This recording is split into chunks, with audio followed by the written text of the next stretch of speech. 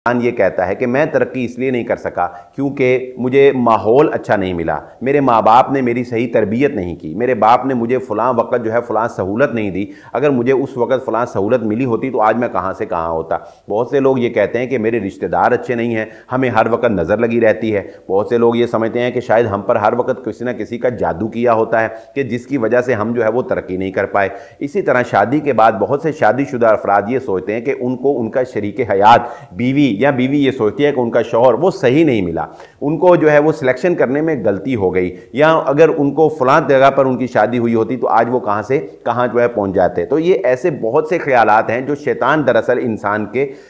दिमाग के अंदर डालता है, वसवसे डालता है। तो इंसान असल में एक्सक्यूज़ चाह रहा होता है, अपनी जो नाकामी है या अपनी जो ब्रेक उसकी लगी हुई है लाइफ के अंदर, वो उसके लिए एक्सक्यूज़ तलाश करता है और ये एक्सक्यूज़ पे के ऊपर इंसान जो है वो डिपेंड करने लग जाता है और फिर इंसान ये समझता है कि मेरा कोई कसूर नहीं है, चूंकि ऐसे ही हुआ लिहाजा मैं जहाँ पर हूँ मैं यहीं पर ठीक हूँ, और उसकी कोशिश उसकी स्ट्रगल जो है वो रुक जाती है।